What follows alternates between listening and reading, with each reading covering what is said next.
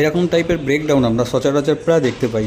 Lift কোথাও দাঁড়াচ্ছে না, আপনি যেখানেই কল দিন না কেন লিফট একবার গ্রাউন্ড ফ্লোরে যাচ্ছে, একবার টপ ফ্লোরে যাচ্ছে। চলুন দেখে নিই কী সমস্যা। এখানে 3টে রিড ব্যবহার করা হয়েছে, আপ এবং ডাউন রিড, যেটা ফ্লোর কাউন্ট করে এবং লিফটটাকে স্লো স্পিড করায়। মাল্টিমিটারের সাহায্যে কন্টিনিউটি মোডে রিডটাকে চেক করব।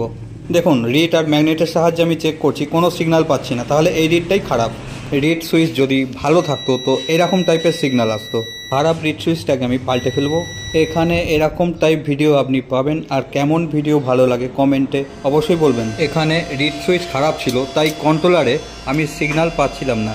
আপ রিড সুইচটা এখানে খারাপ ছিল, খারাপ রিডটা পাল্টে ফেলা হয়ে গেছে। এখন আমি চেক করছি কন্ট্রোলারে আপ রিড এবং ডাউন রিডের ঠিকঠাক সিগন্যাল আমি পেয়ে যাচ্ছি। লিফট এখন চালু হয়ে গেছে, সমস্যার সমাধান। ভিডিও দেখার পর আপনাদের যে কাজটা, ওই লাইক সাবস্ক্রাইব যা করার হয় করে দিন। সবাই ভালো থাকুন, আবার দেখা হবে পরের ভিডিওতে।